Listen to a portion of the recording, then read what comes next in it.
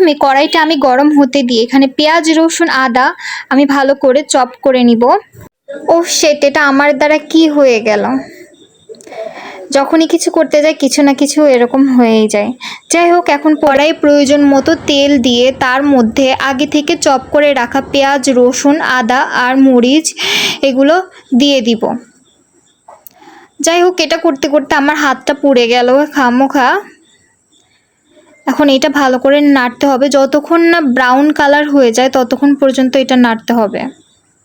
এখন আমি আগে থেকে সিদ্ধ করে রাখা মুরগির বুকের মাংস আমি সেদ্ধ করে ছাড়িয়ে রেখেছিলাম, সেটা এখন এর মধ্যে দিয়ে সুন্দরভাবে নাড়াচাড়া করব।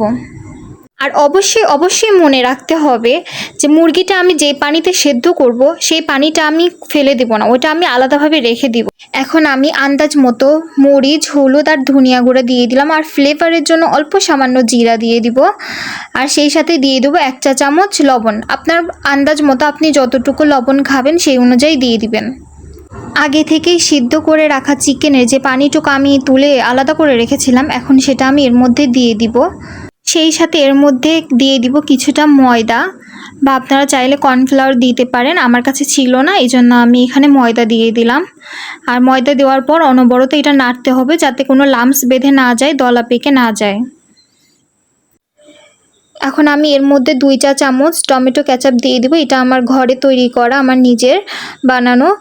আপনারা চাইলে বাইরে কেনাটা ব্যবহার করতে পারেন। সেই সাথে এর মধ্যে দিয়ে দিব 2 চা চামচের মতো ভিনেগার আর 2 চা চামচের মতো সয়া সস। নাড়তে নাড়তে যখন এটা কিছুটা এরকম শুকিয়ে আসছে, কড়াই ছেড়ে ছেড়ে আসতেছে, তখন আমি এটা বন্ধ করে দিব। বন্ধ করে দিয়ে আমি আগে থেকে পাউরুটির জন্য ডো বানিয়ে রেখেছিলাম রেস্টে। এখন ওইটা ফুলে ডাবল হয়ে গেছে। এখন আমি এটা ভালো করে মলে নিব যাতে এটা আরও সফট হয়ে যায়।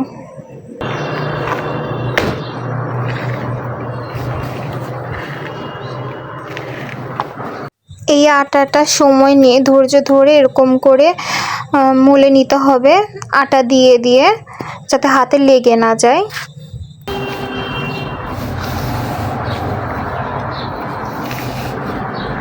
এখন আমি ডোটাকে বেলুনের সাহায্যে লম্বা করে বলে নিব।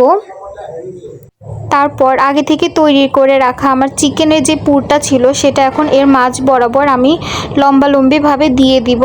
তারপর আমার হাতে তৈরি কেচাপটা এর মাঝ বরাবর সুন্দর করে এই চিকেনের পুরের উপর দিয়ে দিব যাতে টেস্টটা আরও ভালো আসবে। এখন আমি চিকেনের পুরটাকে এইভাবে সুন্দর করে ঢেকে দিব। এভাবে সুন্দর করে চেপে চেপে না লাগলে পরে খুলে গিয়ে পুরটা বেরিয়ে আসতে পারে। দ্যাটস ওয়াই এভাবে সুন্দর করে চাপিয়ে চাপিয়ে চারিদিক থেকে ধীরে ধীরে এই কাজটা করে নিতে হবে। এরপর এটাকে আমি একটা চাকুর সাহায্যে পিস পিস করে কেটে ওভেনের যে ট্রেটা আছে তার উপরে কিছুটা তেল ব্রাশ করে তার উপরে এটা আমি দিয়ে দিব আলাদা আলাদা করে, যাতে একটার সাথে একটা লেগে না যায়। এটা আমার 70 লিটারের মিয়াকো ওভেন, আর এটাকে আমি এখন 10 মিনিটের জন্য 180 ডিগ্রিতে দিয়ে কিছুক্ষণ প্রিহিট করতে দিব ওভেনটাকে। দেখুন আমার ওভেনটা এখন প্রিহিট হয়ে গেছে। এখন আমি তৃতীয় থাকে আমার ওভেন ট্রেটা দিয়ে আমি এখন বেক করে নিব। এটাকে আমি 180 ডিগ্রিতে 25 মিনিট টাইম দিয়ে বেক করে নিব। এটা আপ ডাউন আমি হিট দিয়েছি। এখন অপেক্ষা করব 25 মিনিটের জন্য। 25 মিনিট পর আপনাদের দেখাচ্ছি রেজাল্ট। এখন দেখুন আমার এখন শেষের দিকে হয়ে গেছে প্রায়। এখন আমি এটা বের করতেছি। এই যে দেখুন কত সুন্দর হয়েছে, খেতেও অসাধারণ হয়েছে। আমার তো বের করার সাথে সাথে গরম গরম আমরা খেয়ে নিয়েছি, আমি আমার ভাইয়া। কিন্তু আমি আমার বাবাকে খুব মিস করতেছি, বিকজ আমার প্রথম বেক করা আমার বাবা ঢাকা থেকে এটা কিনে পাঠাইছে, কিন্তু আমার বাবা এখন নাই। তো আমি এটা আমার বাবার জন্য এটা স্টোর করে রাখবো ফ্রিজে। সে আসলে আমি এটা আবার গরম করে দিব তাকে ইনশাল্লাহ।